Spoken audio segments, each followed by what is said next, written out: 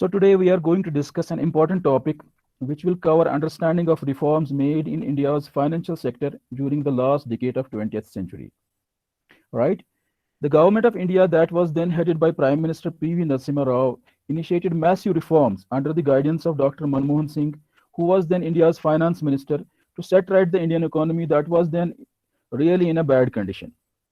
These reforms became later popular as LPG, that is liberalization, globalization, and privatization. All these reforms were targeted on economy as a whole, including India's financial markets that forms an important constituent of the India's overall economy. So our agenda today is to look at these economic reforms in a broader sense, and then finally try to understand what were the major or important economic major financial reforms that were undertaken in India's financial system during early 90s, right? Now the question may arise at this moment that why were these economic reforms introduced in India? You might be thinking or having curiosity to know why at all these reforms were then introduced in the India or in the Indian economy as a whole.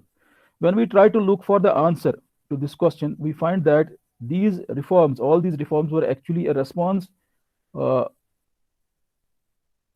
to the Indian economy not doing well on various fronts during 90s. Right?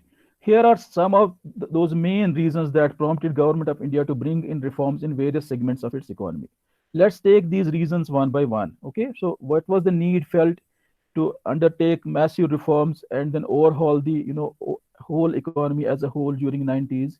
Okay, these are some of the reasons which prompted government of India to go into that particular direction. Let's try to take these reasons, these uh, triggers which prompted government of India to take the reforms one by one in more detail, right? For instance, the main reason for poor performance, until 90s, industrial sector did not perform very well. That's what was the main reason that government had to initiate massive and or large scale reforms in the Indian economy as a whole, right? The main reason for poor performance of industries in India was that after independence, public sector was given more importance in development policies, and such thinking continued till 1990s. Private sector was almost non-existent in overall economic setup at that time. Due to this, industrial sector could not grow much because emphasis was only on the public sector, right? And the public sector performance was not satisfactory. And the reason for public sector in India that time not performing well was that it was facing huge losses due to inefficiency of its management and operation, right? This situation further worsened the overall condition as tax collections from business fell down, leading to increase in the fiscal deficit position in the country. Together with these developments, there was a consistent rise in general price level of essential goods in the economy that kept fueling inflation as a whole. Now, another trigger for economic reforms was India's adverse balance of payment position during 90s that had led to external payment crisis at that time, right? Now, what was it that resulted into worsening of balance of payments position in India? It happened so because for many years imports grew in India at a very high rate without matching the growth of exports, thereby causing a stress on the balance of payment position of the country. When imports exceed exports, a country would require to sacrifice its foreign exchange reserves to clear the balance of payment position. This is what happened then and caused depletion of India's foreign exchange reserves. As a result of this, India's foreign exchange reserves got reduced to $1.2 billion in January 1991, and half of this balance got further exhausted by June 1991. Now, when foreign exchange reserves of a country are insufficient, then it may face difficulty to repay its import bills or borrowings that are made abroad, right? So, you from these, conditions, from these, reasons which are mentioned to you, you could understand how worse or how bad condition would have been in the Indian economy during the early 90s, right? Now, the draining of foreign exchange reserves and adverse balance of payment position was further compounded due to rise in crude oil prices following outbreak of Gulf War.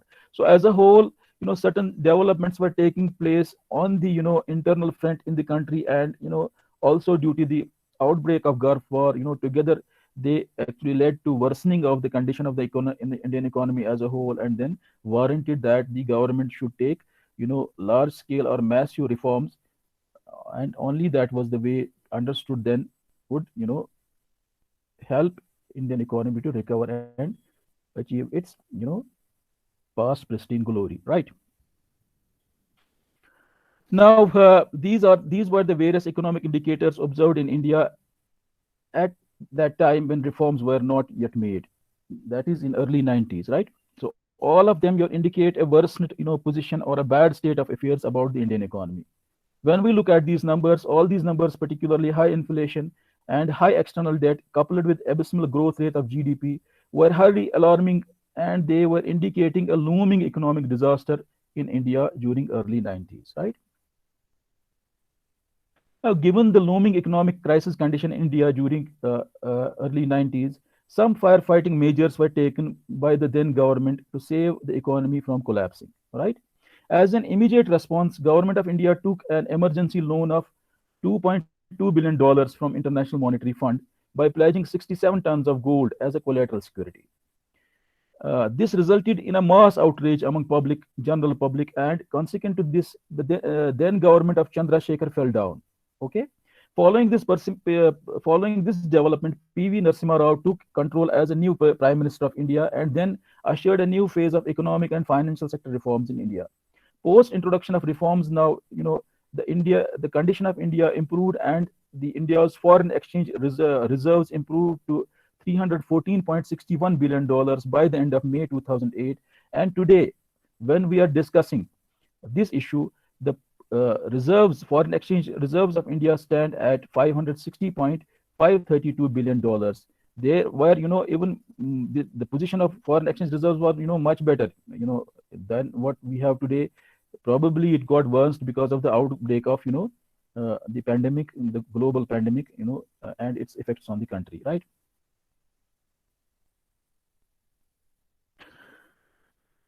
The economic reforms that were basically initiated during 90s continue even today as well, right? Because the road to changes in the economic system seems to be more prolonging than it could have been thought in the beginning. So, it still continues because a lot of, things still need to be set right or put in order, so that, still the country of India as a whole is not, has not, realized the good indicators in terms of growth rate, or the, other things, right?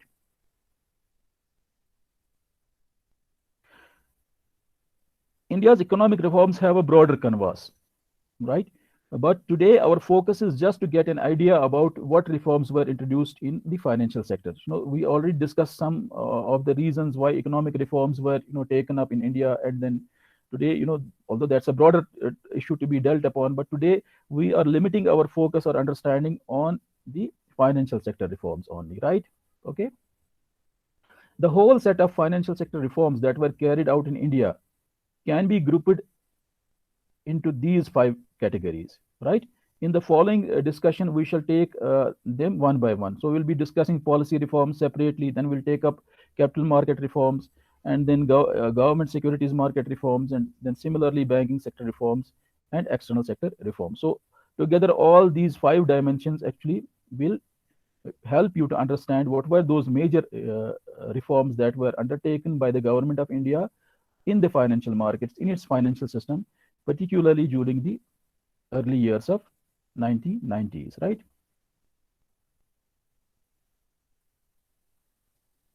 These are some of the major policy reforms that were made in India's financial system.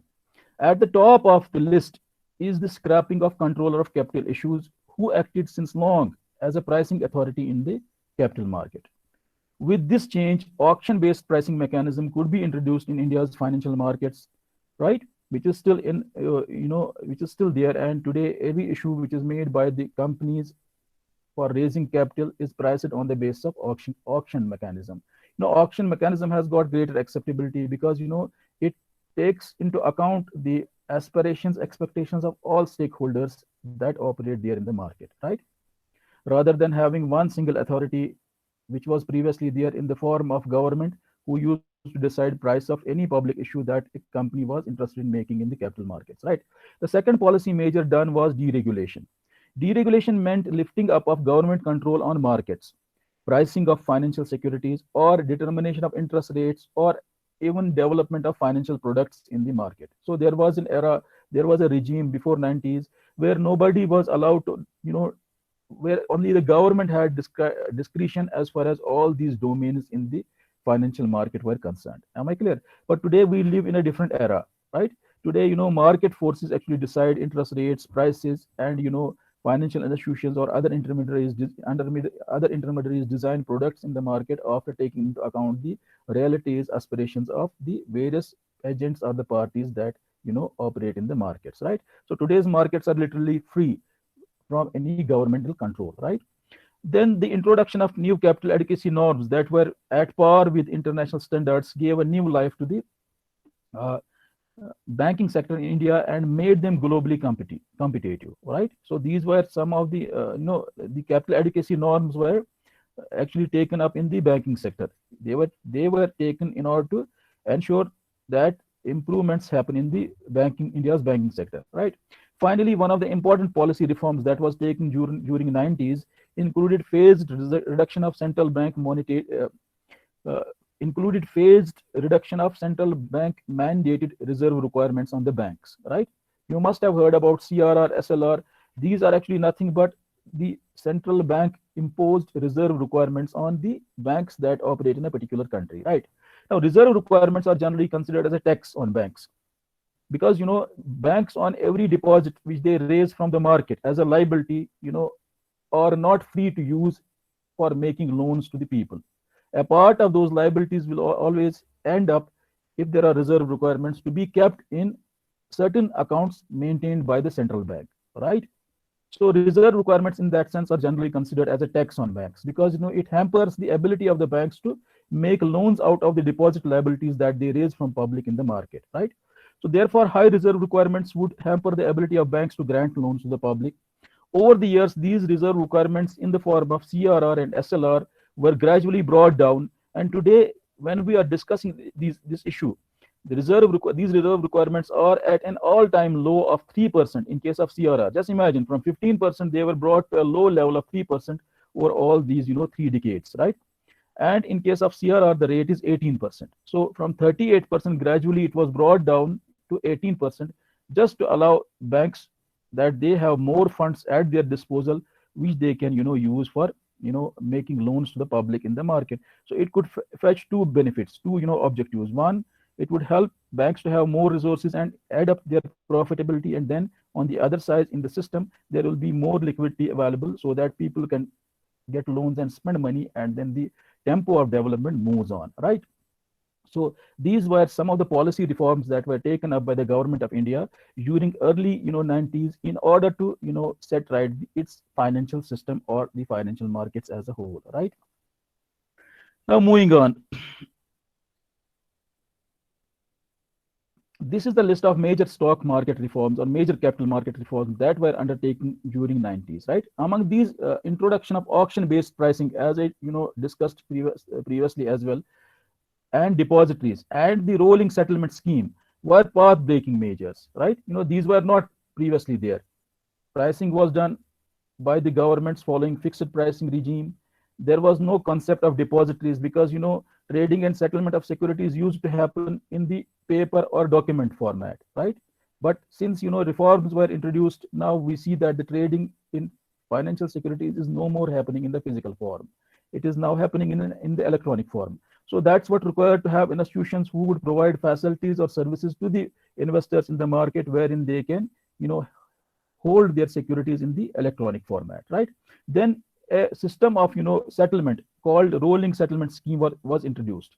Previously, the markets in India followed a system of badla trading, in which the markets followed a settlement calendar of 14 days. So every trade that was made in the markets was rolled over for another period of settlement of 14 days, and this is what led to the huge outstanding of contracts in the Indian stock market as a whole, and which added up to the problem of liquidity as in the markets, right?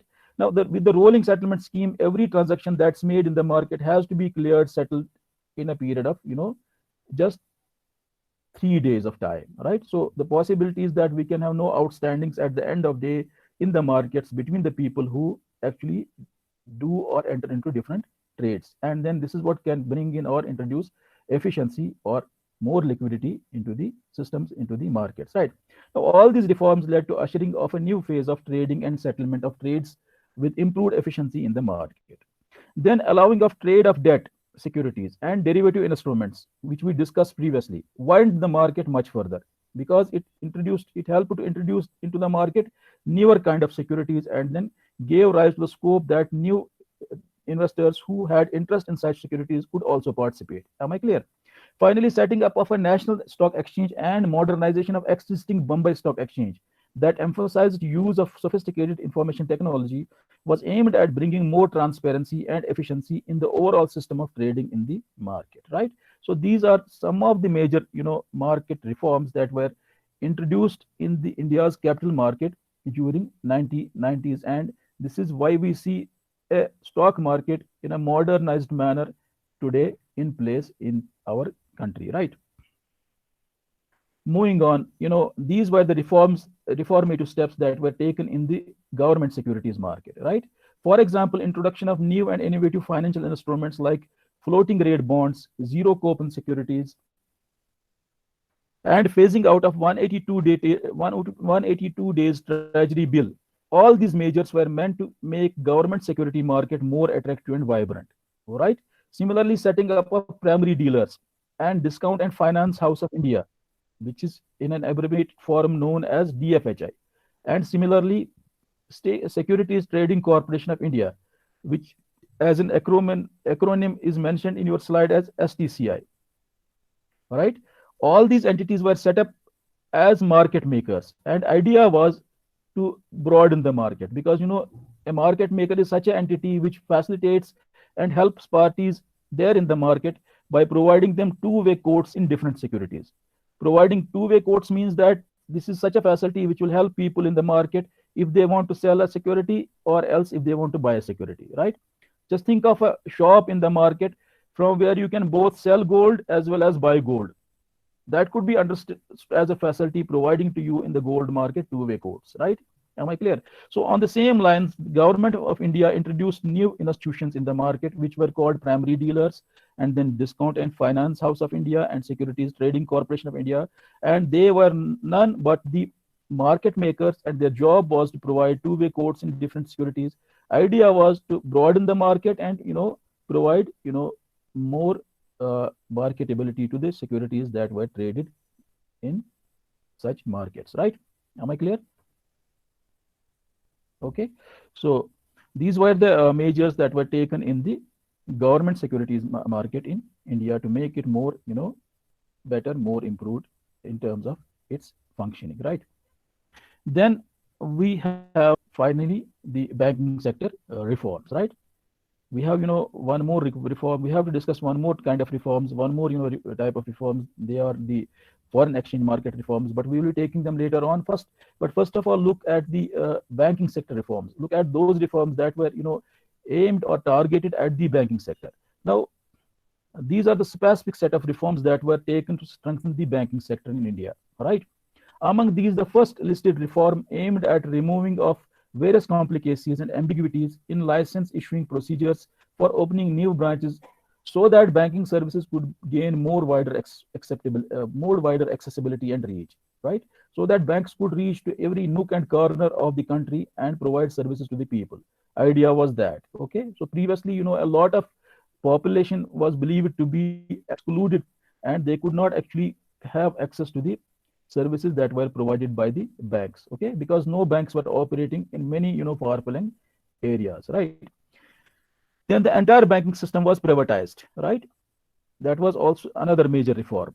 And the idea to privatize the banking system was to broaden this sector to allow more banking players, so that banking sector could become more competitive, right?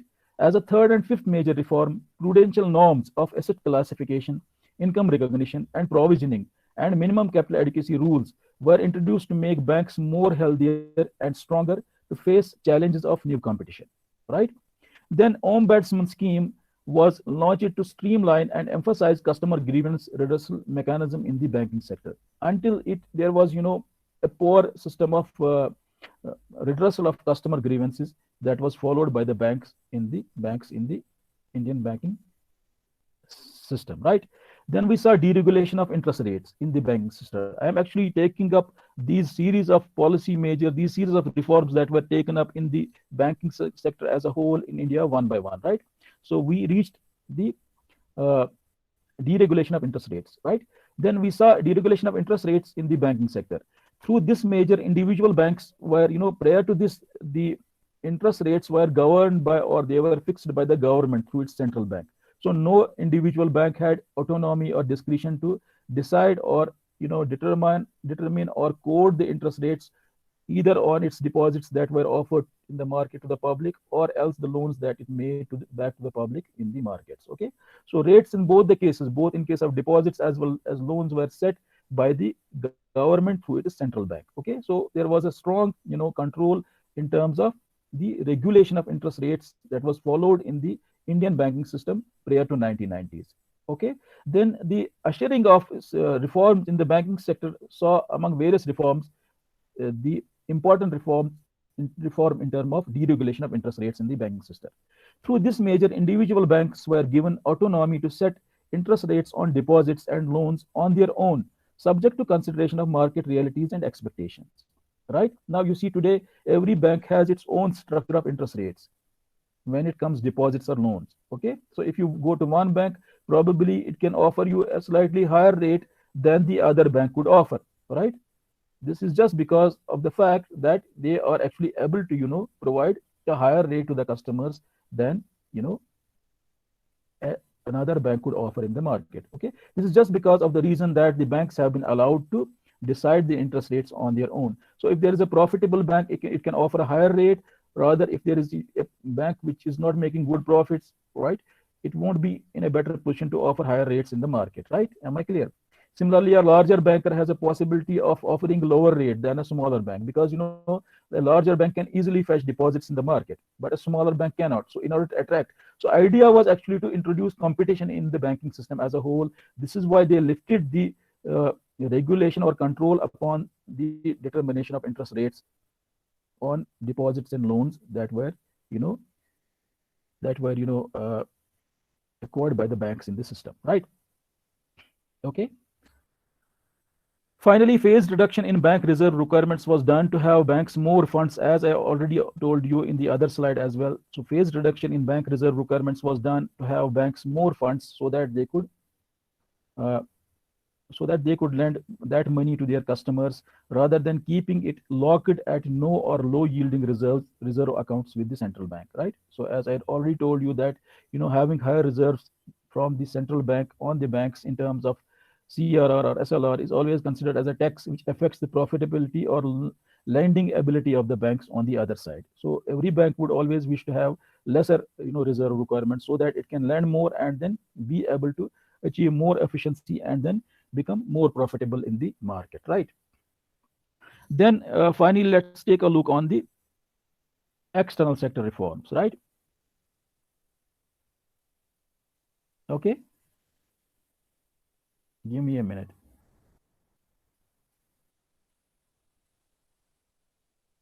Right now, finally, these are some of the principal reforms that were introduced in the foreign exchange market, or that's what we call external sector, right? The reforms in the foreign exchange market begin with the abolition of exchange control regime and introduction of flexible exchange rate, right? Indian firms that were earlier barred from raising capital abroad prior to 1990s, before introduction of reforms, Indian firms were not allowed to raise foreign capital abroad. Okay, they had to source all such requirements, all such needs right from the domestic market always, right? But then after reforms, Indian companies were allowed to raise capital even from overseas markets as well, right? So Indian companies or Indian firms that were earlier barred from raising capital abroad were now allowed to access foreign capital markets, and hence new and innovative financial instruments were introduced to enable them to raise the capital from the foreign market so that they could finance their import requirements or other business funding needs. Okay, and those funding needs which particularly could have been thought to be met by having finance in terms of foreign currency, right? Now another major that was taken in the foreign exchange market at that time during 90s was making a rupee partially convertible, right? Now what does it mean? What does partial convertibility mean? There is a concept of full convertibility and partial convertibility, right? Even today we have partial convertibility, right? The partial convertibility made rupee. The partial convertibility means that rupee is convertible only on the current account front and not on the capital account front, right? The partial convertibility made, as such, the partial convertibility made rupee fully convertible to foreign currency in current account, while as restrictions were kept intact in case of capital account transactions, right? Now you must be in a position to differentiate between current account and capital account. Capital account involves importing a huge machinery or technology, but current account transaction could be simply just like meeting somebody's medical expenses or just going for a holiday abroad, like that. Okay, so any expenses that one could have met on that front were easily convertible, but any expenses that were on the other front were still kept were not allowed to be made in terms of foreign currency, right? Am I clear? So the partial convertibility of rupee was aimed at bringing in more progress in the external front or the foreign exchange market, right? The further reform measures in the form of setting up of FIPC or Foreign Investment Promotional Council or replacing of FERA with FEMA gave foreign exchange markets more strength and efficiency, right? Because these acts were believed to be having a lot of issues, lot of problems. Okay, so they were then reformed. These acts were reformed by introducing new act in the form of Foreign Exchange Management Act, right? Finally, permission to foreign institutional investors, because prior to 1990s, foreigners were not allowed to invest money in the Indian capital market. Okay, so for the first time, when financial sector reforms were being undertaken, it was also decided that the foreign institutional investors would be allowed to invest in India. Am I clear? So the permission to foreign institutional investors to invest in India was meant to introduce more liquidity to the to the already capital starving capital markets in India, right?